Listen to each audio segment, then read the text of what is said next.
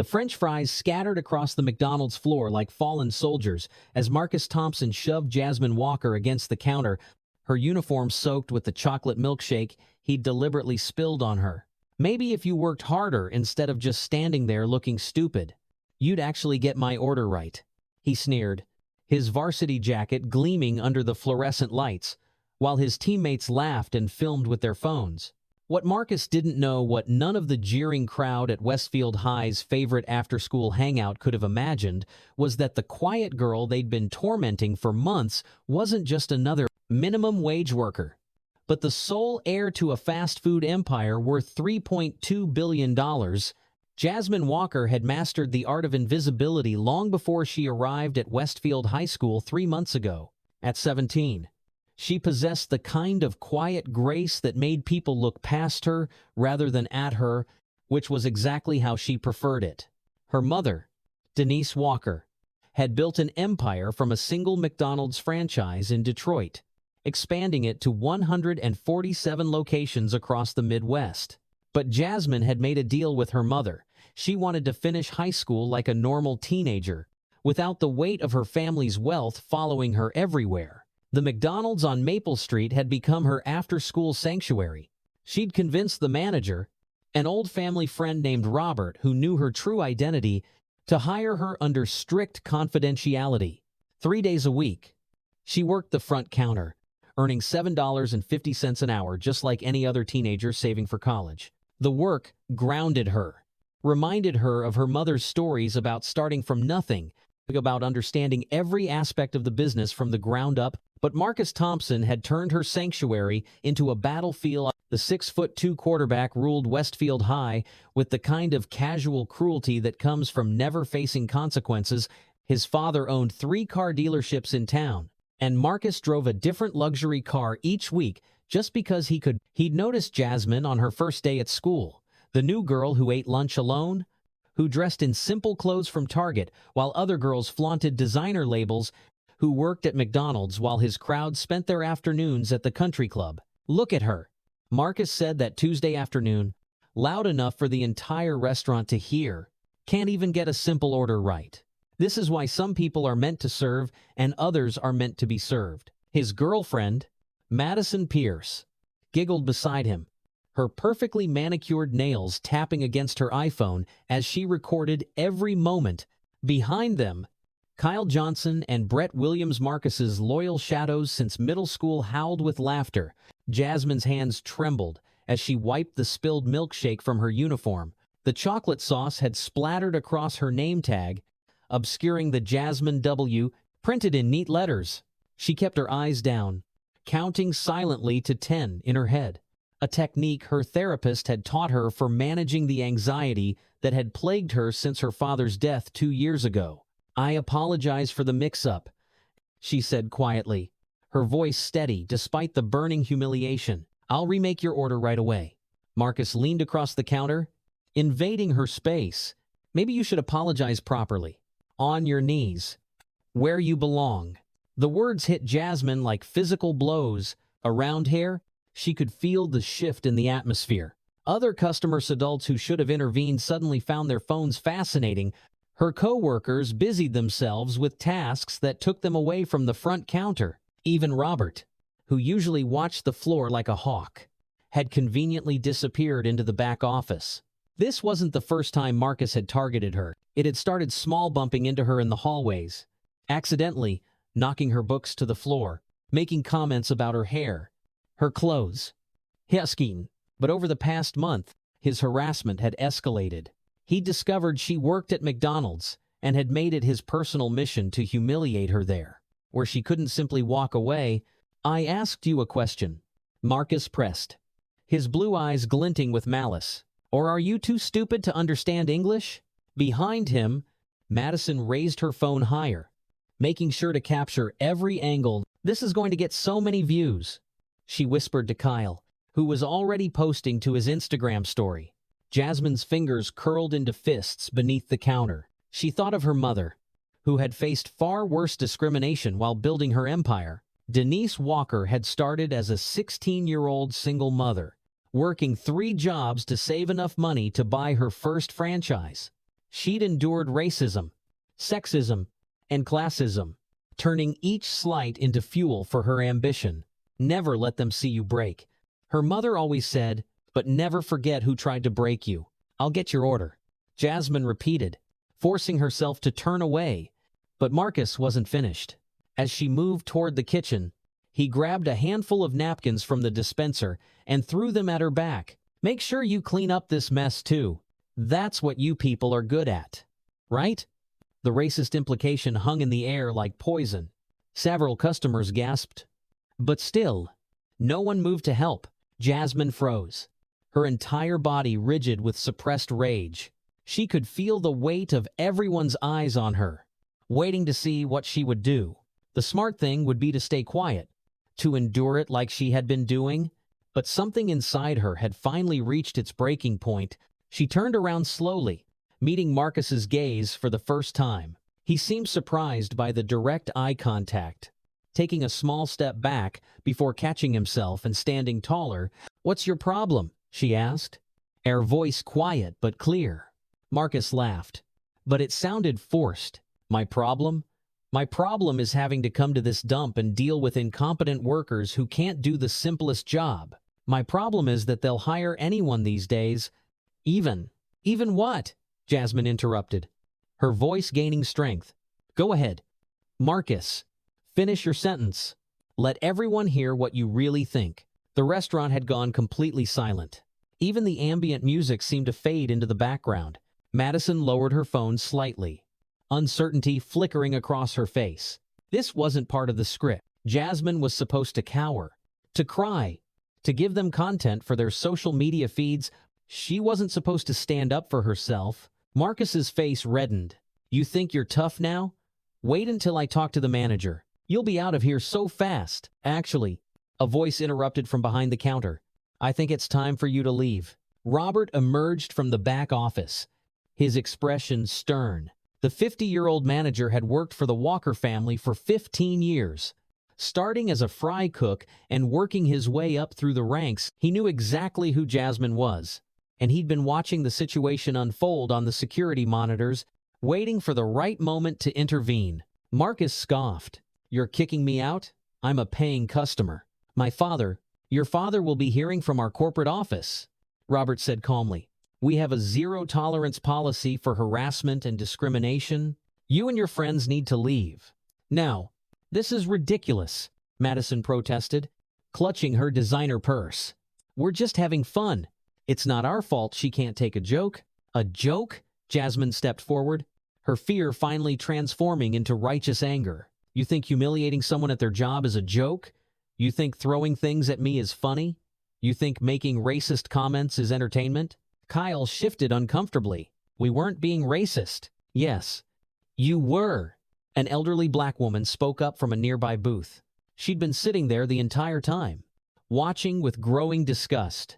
I've been coming to this McDonald's for 20 years, and I've never seen such shameful behavior. You children should be ashamed of yourselves. Other customers began to murmur their agreement. A middle-aged white man in a business suit stood up. She's right. I saw the whole thing. You kids were way out of line.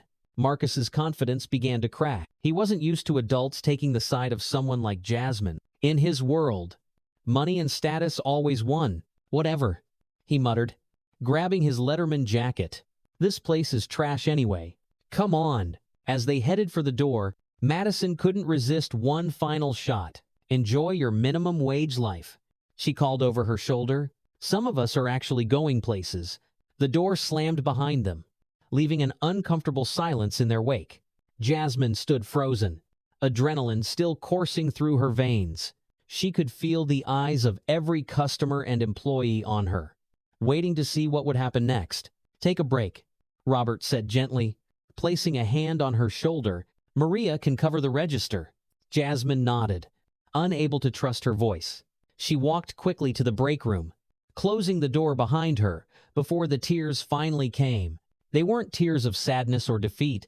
They were tears of frustration, of anger at a world that still judged her by the color of her skin and the simplicity of her clothes rather than the content of her character. She pulled out her phone, staring at her mother's contact. It would be so easy to make one call, to reveal who she really was, to use her family's power to destroy Marcus Thompson and his crew.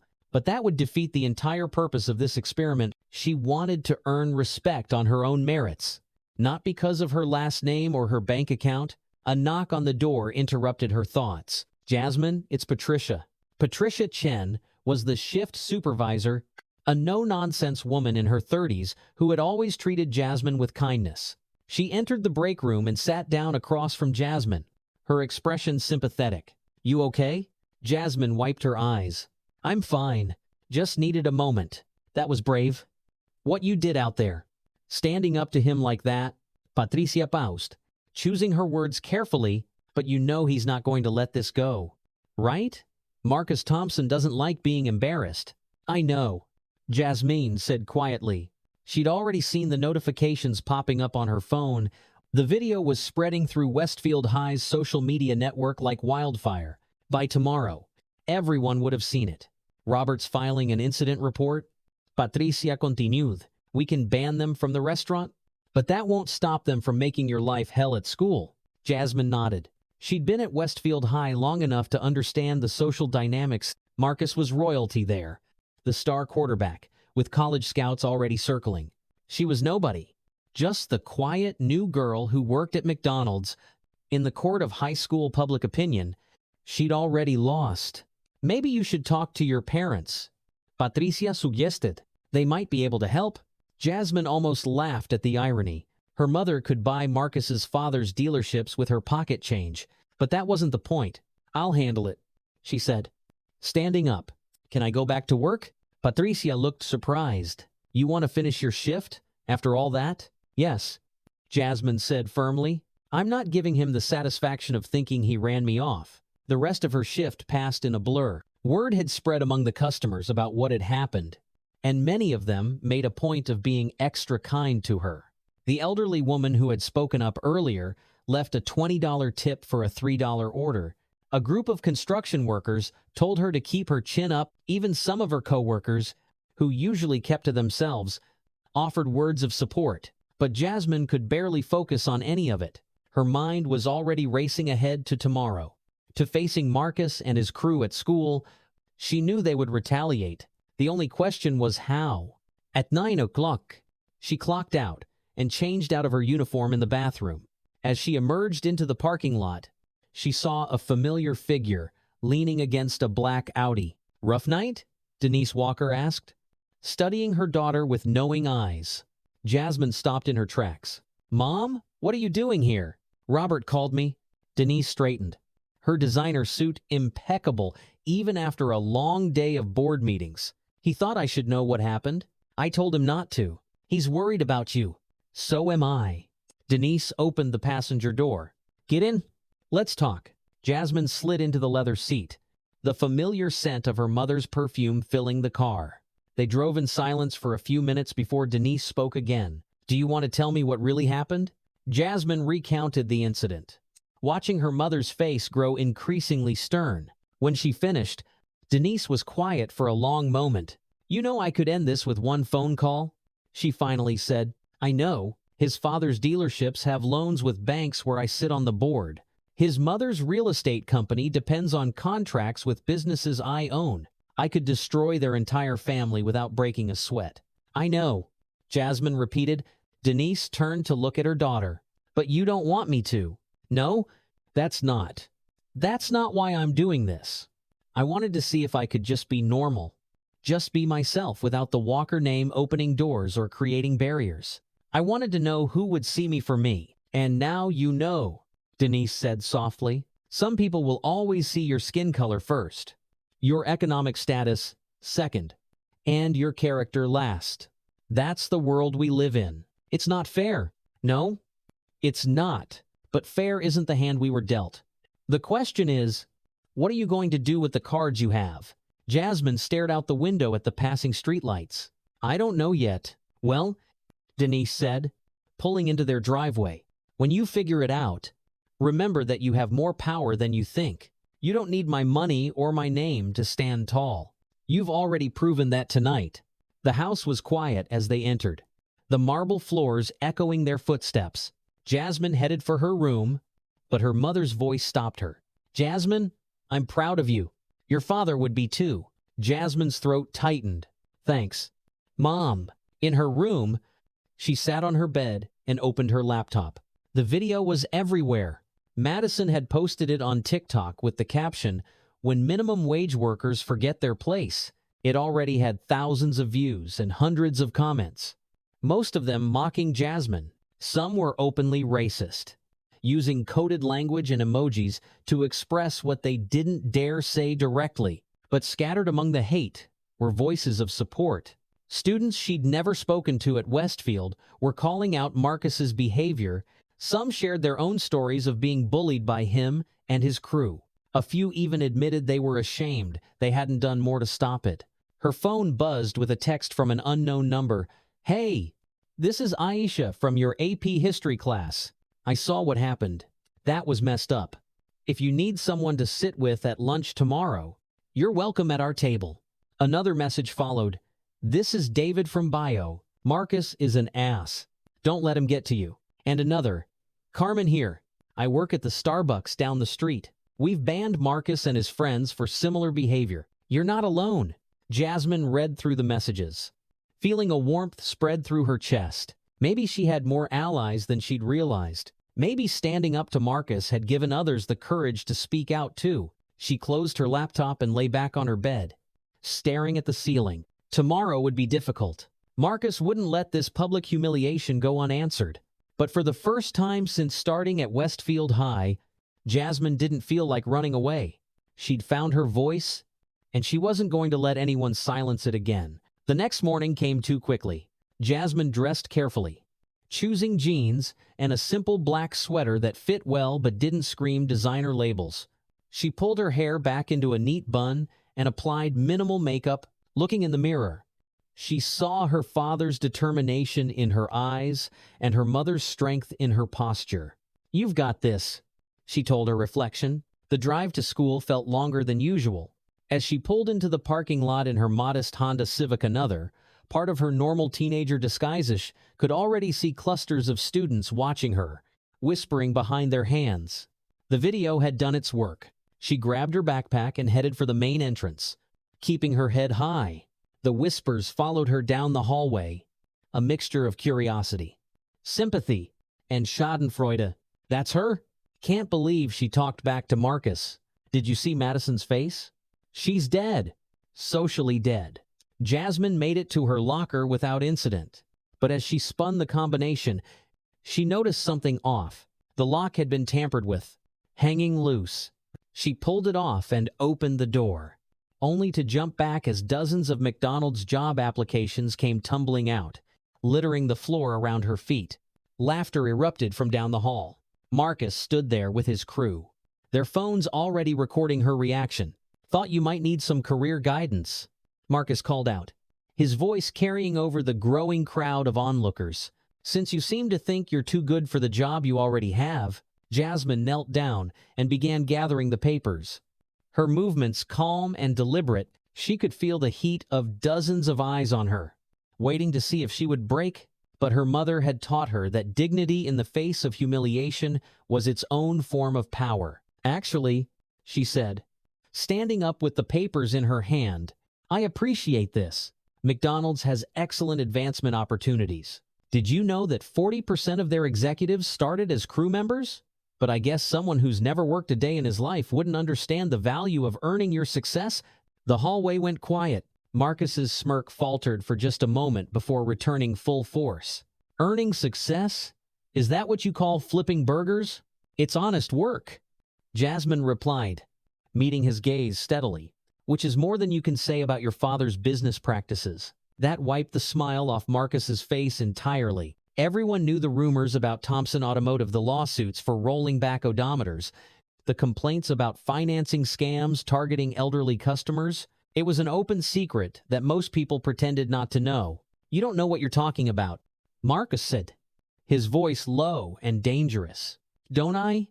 Jasmine took a step forward, emboldened by the rage simmering just beneath her skin. "Tell me, Marcus, how many of those cars in your driveway were paid for by scamming senior citizens out of their retirement savings?" The crowd gasped. No one talked about the Thompson family business like that. Not at Westfield High, where money meant immunity. Marcus's face had turned an alarming shade of red. "You're going to regret this," he promised. "You have no idea who you're messing with. Neither do you," Jasmine said quietly, before Marcus could respond. The warning bell rang. Teachers began emerging from their classrooms, ushering students to their first period. The crowd dispersed reluctantly, disappointed that the confrontation hadn't escalated further. Jasmine gathered her books from her locker, ignoring the McDonald's applications still scattered on the floor. As she headed to AP History, she felt someone fall into step beside her. "That was badass," Aisha Williams said, grinning. Aisha was everything Jasmine wasn't: loud, confident, and unafraid to take up space. Her natural hair formed a magnificent afro that she wore like a crown, and her clothes were an eclectic mix of thrift store finds and African prints. "Thanks," Jasmine said, surprised by the support. "I'm serious. Nobody ever stands up to Marcus. His dad basically owns half this town." Aisha lowered her voice. "But girl, you know he's not going to let this go. He's got a mean streak a mile wide." "I know. So what's your plan?" Jasmine hesitated. She didn't have a plan beyond surviving each day. "I'm working on it." Aisha studied her for a moment. "You know, there are more of us than them. Kids who are sick of the Marcus Thompsons of the world running everything. Maybe it's time we did something about it." They entered the history classroom together, and Jasmine was surprised when Aisha guided her to a table near the windows where 3 other students were already seated. "Everyone, this is Jasmine," Aisha announced. "Jasmine, meet the resistance." The other students laughed. There was David Chen, the quiet kid from her biology class who'd texted her support the night before. Carmen Rodriguez, who worked at Starbucks and had a reputation for being fiercely protective of her friends, and Malik Johnson, the star of the debate team, who could argue circles around anyone. "The resistance?" Jasmine asked, taking a seat. "That's what we call ourselves," Carmen explained, unofficially. "Of course, we're the kids who don't fit into Marcus's vision of what Westfield High should be. Too poor, too brown, too smart, too different, too unwilling to kiss his ass," Malik added with a grin. Mr. Peterson, their history teacher, called the class to order before Jasmine could respond. But throughout the lesson on the civil rights movement, an irony that wasn't lost on Hirsch kept stealing glances at her new tablemates. Could she trust them? And more importantly, did she want to drag them into whatever war Marcus was planning to wage against her? The morning passed without major incident, though Jasmine could feel the weight of stares and whispers following her everywhere. By lunchtime, the tension in the school was palpable. Everyone seemed to be waiting for the next confrontation. Jasmine headed to the cafeteria with a sense of dread. The lunchroom was Marcus's kingdom, where the social hierarchy was on full display. She usually ate alone in the library, but Aisha had insisted she join them today. "Strength in numbers," Aisha had said. "Plus, the resistance has a regular table. We've claimed it through squatters' rights." The cafeteria was buzzing with conversation when Jasmine entered. She spotted Marcus immediately, holding court at the prime table in the center of the room. Madison was draped over him, laughing too loudly at something he'd said. Their followers surrounded them like a medieval court. Jasmine forced herself to walk past them without looking, heading for the table in the far corner where Aisha was waving her over. She'd almost made it when a foot shot out, catching her ankle. Time seemed to slow as Jasmine felt herself falling. Her tray went flying, sending her lunch scattering across the floor. She hit the ground hard, her palms stinging from the impact. The cafeteria erupted in laughter, and phone cameras appeared like weapons. "Oops," Madison's saccharine voice floated above her. "You should really watch where you're going. But I guess coordination isn't really your people's strong suit." Jasmine pushed herself up slowly, her whole body trembling with humiliation and rage. A large chocolate milk stain was spreading across her sweater, and she could feel something sticky in her hair, probably the pudding from her tray. "Here," a voice said quietly. She looked up to see an unexpected figure, Ryan Chen, David's older brother and captain of the basketball team. He was one of the few athletes who didn't worship at the altar of Marcus Thompson. He extended his hand to help her up. Jasmine accepted his help, standing on shaky legs. The cafeteria had gone strangely quiet, everyone waiting to see what would happen next. That was really mature. Madison, Ryan said, his voice carrying across the room. Tripping someone? What are you? 5? Madison's face flushed. She walked into my foot. I saw the whole thing. Ryan interrupted. So did everyone else. And I'm pretty sure the security cameras caught it too. He turned to Jasmine. You okay? Jasmine nodded, not trusting her voice. She was fighting back tears, determined not to give them the satisfaction of seeing her cry. This is pathetic. Ryan continued, addressing the room at large. All of you, standing around filming someone's humiliation like it's entertainment. Is this really who we want to be? Oh, please. Marcus stood up, his chair scraping against the floor. Spare us the after-school special lecture. Chen, if she can't handle a little joke. A joke? Aisha had appeared at Jasmine's side, along with the rest of the resistance, just like yesterday at McDonald's was a joke, just like the racist comments were jokes. Nobody asked you. Williams. Marcus sneered. Well, I'm telling you anyway. Aisha shot back. We're all sick of your crap. Marcus, you and your little minions thinking you run this place. We do run this place, Brett interrupted, stepping forward menacingly. No. A new voice joined the conversation. Mrs. Henderson, the vice principal, stood in the doorway with her arms crossed. I run this place, and right now, I'm seeing assault, harassment, and conduct unbecoming of Westfield students. Madison. Marcus. Brett me office. Now, but, Madison started to protest. Now, Mrs. Henderson repeated, her tone brooking no argument. She turned to Jasmine. Do you need to see the nurse? Jasmine shook her head. I'm okay. Get cleaned up and then come to my office. We need to file an incident report. Mrs. Henderson surveyed the cafeteria with disapproval. The rest of you. Lunch is over early today. Clear out. As students began filing out, grumbling about the shortened lunch period, Jasmine found herself surrounded by her new allies. Come on, Carmen said, linking her arm through Jasmine's. I've got a spare shirt in my locker you can borrow. And I've got wet wipes for your hair, Aisha added. As they walked out together, Jasmine caught sight of Marcus being led away by Mrs. Henderson.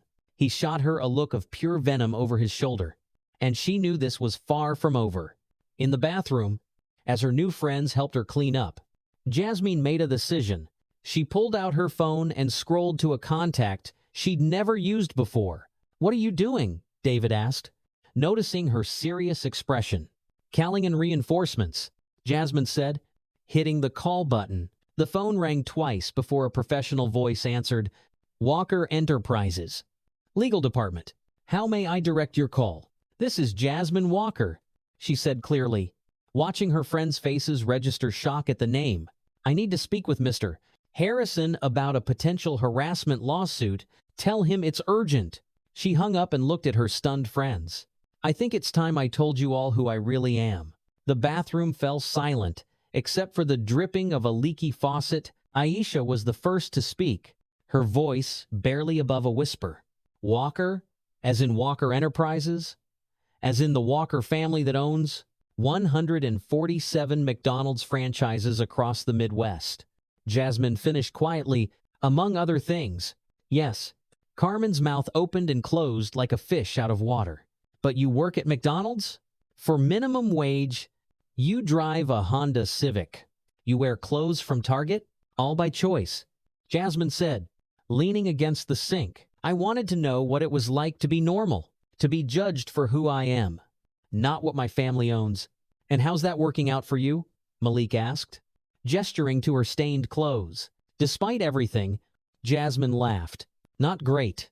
Apparently, this is insane, David muttered, running his hands through his hair. Your worth? My family's worth about $3.2 billion. Jasmine said matter-of-factly, but that's not my money. That's my mother's empire. I wanted to earn my own way, By letting Marcus Thompson dump milkshakes on you? Aisha's voice was rising with indignation. Girl, you could buy and sell his whole family. That's exactly why I didn't want anyone to know, Jasmine said. The moment people find out about the money, everything changes. Every friendship becomes a transaction. Every conversation has an agenda. Every achievement gets asterisked with, well, of course, she's rich. Ryan, who had been quiet until now, nodded slowly. I get it. When people found out my parents own half the commercial real estate downtown, suddenly, everyone wanted to be my best friend. It's exhausting. But Marcus has been terrorizing you, Carmen protested. And not just you, he's made life hell for dozens of kids. If you have the power to stop him, I do. Jasmine interrupted. And I'm going to, but I want to do it right. I want him to face real consequences. Not just get bought off or transferred to another school where he can start the cycle again. Her phone buzzed. Harrison here? The text read, I can be at Westfield in 30 minutes. Don't say anything else until I arrive. My family's lawyer is on his way. Jasmine announced, and I think it's time we documented everything. Not just what happened to me, but what Marcus and his crew have done to everyone, like a class action harassment suit. Malik's eyes lit up with the legal possibilities. Exactly. Jasmine looked around at her friends. But I need your help, and I need you to keep my identity secret for just a little longer. Can you do that? They all nodded, still looking somewhat shell-shocked. Good. Now let's get to work. They spent the next 20 minutes in the library, laptops open, documenting incidents. What started as a trickle quickly became a flood. David had screenshots of racist memes Marcus had posted about Asian students. Carmen had videos of Madison body-shaming girls in the locker room. Malik pulled up complaint after complaint that had been filed and mysteriously disappeared from school records. Jesus! Aisha breathed, scrolling through her phone. I've got 17 different people who've messaged me in the last hour with stories about Marcus. Theft. Assault. Sexual harassment thou. Has he gotten away with this? His father's money? Ryan said grimly. Same way they get away with scamming customers. They pay off the right people. Make problems disappear. Jasmine's phone rang. Mr. Harrison is here, she said. I need to go meet with him and Mrs. Henderson. Can you guys keep collecting evidence? We've got your back. Aisha promised. Jasmine made her way to the administrative offices, where she found a distinguished black man in an expensive suit waiting for her. James Harrison had been her family's lawyer for 15 years, handling everything from corporate acquisitions to personal matters. He took one look at her stained clothes, and his expression hardened. Miss Walker, he said formally, then dropped his voice. Jasmine, are you all right? I'm fine. Mr. Harrison, thank you for coming so quickly. Your mother would have my head if I didn't. He studied her carefully. She doesn't know about this call, does she? Not yet. I wanted to handle it myself first. Mrs. Henderson appeared in her doorway, looking frazzled. Jasmine, please come in. And you are? James Harrison. Attorney at law, he said smoothly, handing her a business card. I'm here to represent Miss Walker's interests. Mrs. Henderson's eyebrows shot up at the name Walker. But I thought, perhaps we should discuss this in private. Mr. Harrison suggested, once in the office, with the door closed. Jasmine laid out everything. The harassment at school, the incident at McDonald's, the systematic bullying that Marcus had perpetrated for years. Mr. Harrison took notes, while Mrs. Henderson's face grew increasingly pale. We have video evidence of racial discrimination, assault, theft, and harassment. Mr. Harrison summarized, not just against my client, but against numerous students. I have to ask, Mrs. Henderson, where has the administration been? We've addressed complaints as they've come in. Mrs. Henderson said defensively, have you, Mr. Harrison pulled out his tablet. Because I've already received documentation of 17 formal complaints against Mr. Thompson that seem to have vanished from your records. Would you care to explain that? Mrs. Henderson shifted uncomfortably. The Thompson family has been very supportive of our school. Sometimes complaints are resolved privately. You mean paid off? Jasmine said flatly. That's a serious accusation. Mrs. Henderson warned. It's not an accusation if it's true. Mr. Harrison interjected. And if the school has been accepting donations in exchange for ignoring systematic harassment, that opens you up to significant liability. The vice principal's face had gone from pale to ashen. What do you want? Justice? Jasmine said simply. Real consequences for Marcus and his crew. Protection for the students who come forward. And changes to ensure this doesn't happen again. If we could handle this quietly. Mrs. Henderson began. No? Jasmine interrupted. That's how we got here.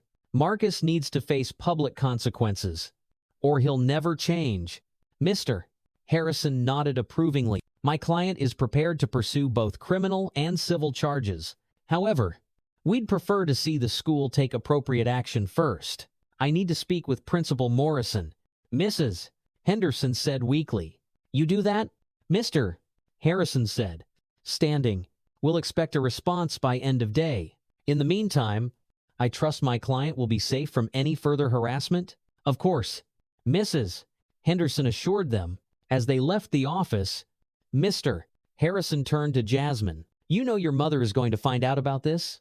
I know, but I needed to try handling it my way first. He smiled slightly. You're just like her. Stubborn and principled. It's a dangerous combination. Is that a compliment? In the Walker family? Always? By the time Jasmine returned to the library, word had spread like wildfire. The resistance had grown from 5 people to nearly 30, all with stories about Marcus and his crew. This is incredible, Malik said, showing her his laptop screen. We've documented 43 separate incidents over the past 2 years. Patterns of discrimination and targeting of minority students. Financial exploitation. This is RICO-level stuff. RICO, someone asked? Racketeering law. Malik explained excitedly, usually used for organized crime. But systematic harassment and extortion could qualify. Let's not get ahead of ourselves. Ryan cautioned. We need to focus on what we can prove. The final bell rang, but nobody moved. They all seemed to understand that something momentous was happening. I've set up an anonymous submission form. David announced. It's already gotten 60 responses. Some of these stories, he shook his head. Marcus forced a kid to do his homework for a whole semester by threatening to out him to his homophobic parents. Madison convinced a girl to send nudes and then shared them with the whole football team. Carmen added grimly. The girl transferred schools. How did we let it get this bad? Aisha wondered aloud. Because they made us afraid. Jasmine said quietly.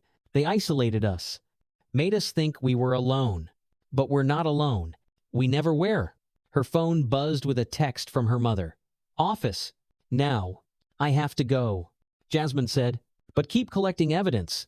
Tomorrow. Everything changes. As she walked to the parking lot, she wasn't surprised to find her mother's Bentley waiting. Engine running. The driver opened the door silently, and Jasmine slid into the back seat, where Denise Walker sat like a queen holding court. Mr. Harrison called. Her mother said without preamble. I'm sorry. Don't apologize for protecting yourself. Denise interrupted. I'm just wondering why you waited so long. Jasmine stared out the window. I wanted to prove I could handle things without the Walker name. And now? Now I realize that refusing to use your advantages when people are being hurt isn't noble. It's selfish. Denise smiled. There's my daughter. So? What's the plan? Full exposure. Legal consequences. And? Jasmine took a deep breath. I want to buy the McDonald's where I work. Her mother's eyebrows rose. That's not one of ours. I know. But Robert has been trying to buy it for years. The owner won't sell to him because he doesn't have the capital. I want to buy it and make Robert the franchise owner. And what will you do with it? Create a program. Hire kids like me, kids who are bullied, marginalized, overlooked. Give them jobs, mentorship, paths to management. Show them that work isn't something to be ashamed of. Denise was quiet for a long moment. That's a $20 million investment for a single franchise in a prime location. I have a trust fund worth $50 million, which you can't access until you're 21, unless you co-sign as a business investment. Her mother laughed. A rich sound that filled the car. You've thought this through. I learned from the best, fine, but you're going to run it yourself. Every aspect.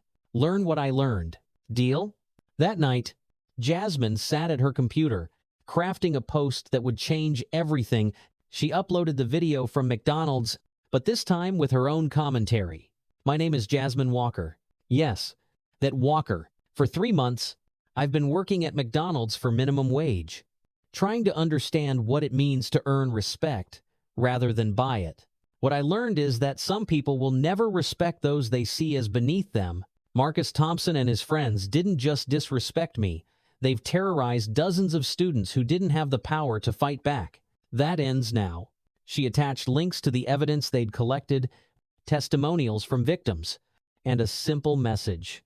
Stand with us. Tomorrow at lunch, we take back our school. By morning, the post had gone viral, not just within Westfield High, but across social media.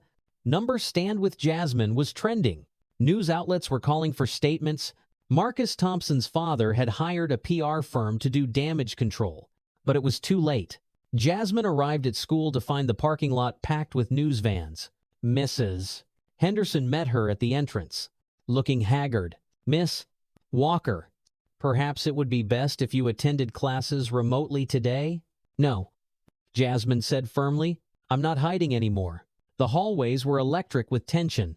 Students openly stared, some with awe, others with resentment. She heard whispers following her. $3 billion. She could buy the whole school. Marcus is done for. But Jasmine walked with her head high, surrounded by her friends who had become her protective shield. The real showdown came at lunch. The cafeteria was packed beyond capacity, with students from every grade crammed in to witness what would happen. Marcus sat at his usual table, but his court had dwindled to just a handful of loyalists. Madison was notably absent. Rumor had it her parents had withdrawn her from school that morning. As Jasmine entered, the room fell silent. Then, slowly, students began to stand. First, the resistance members, then others who had been victims, then their friends, until over half the cafeteria was on their feet in silent support. Marcus's face was purple with rage. He stood abruptly, knocking over his chair. You think you're special because you have money? He shouted across the room. You're still just what? Marcus? Jasmine interrupted, walking closer. Say it. Let everyone hear what you really think. You set me up, he snarled, pretending to be poor, lying about who you are. I never lied. I just didn't advertise my family's wealth. But you've been lying every day, pretending to be powerful when really you're just a scared little boy who needs to hurt others to feel big. You don't know anything about me. I know your father's business is failing. I know he's been taking bigger and bigger risks to maintain your lifestyle. I know the house is mortgaged 3 times over, and the cars are all leased. Jasmine's voice was calm, factual. I know because my mother's bank holds the notes.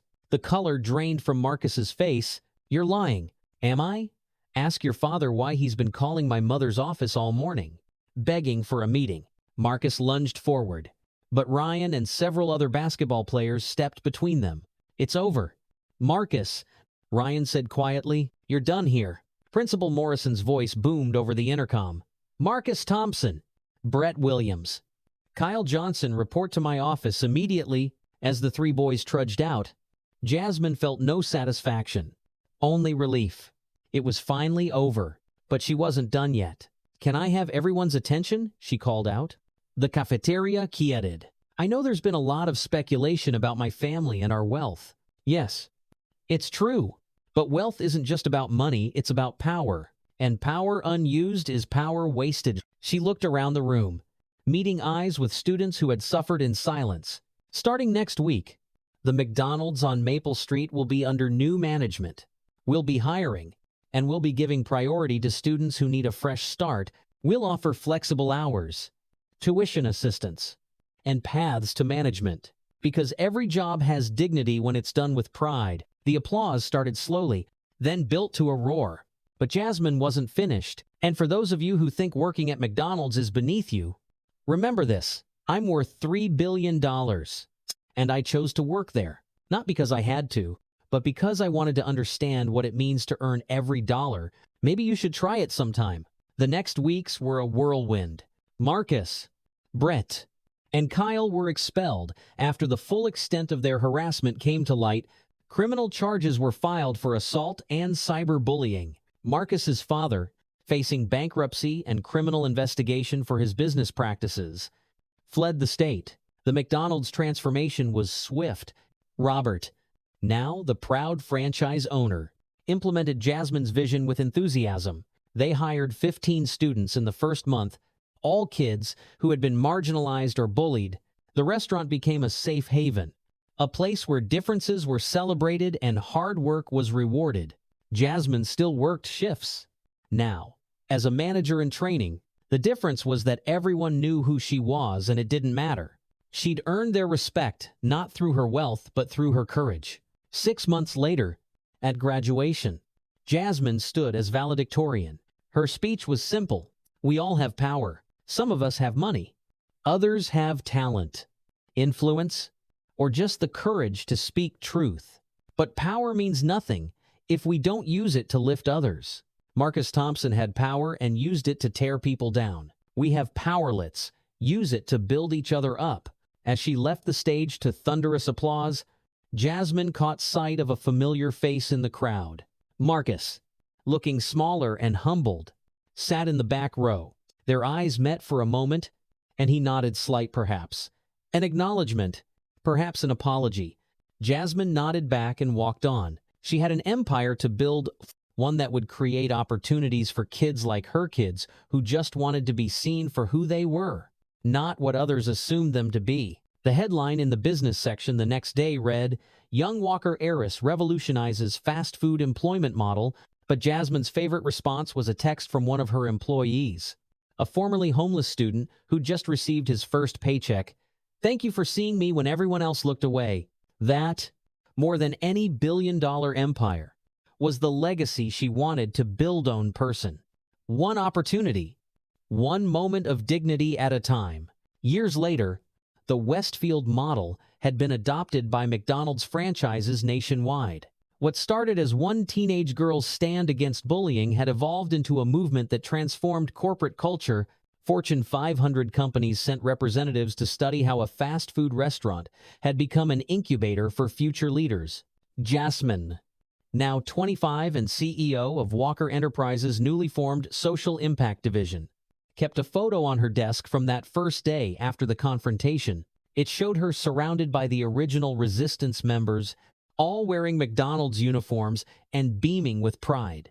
David had gone on to become a tech entrepreneur, creating apps for workplace harassment reporting. Aisha was in law school, specializing in civil rights. Carmen managed 3 restaurants, all following the Westfield model. Malik had become the youngest state senator in history, championing workers' rights legislation. But the most surprising transformation was Marcus Thompson. After years of therapy and community service, he'd reached out to apologize properly. Now he worked as a counselor for at-risk youth, sharing his story as a warning about the dangers of unchecked privilege and cruelty. Everyone deserves a second chance. Jasmine had told her mother when she'd hired Marcus to speak at their annual conference, "Even the ones who hurt us most," because that was the true power of the Walker legacy, not the billions in the bank, but the belief that every person had the potential for redemption, growth, and greatness. They just needed someone to see it in them first.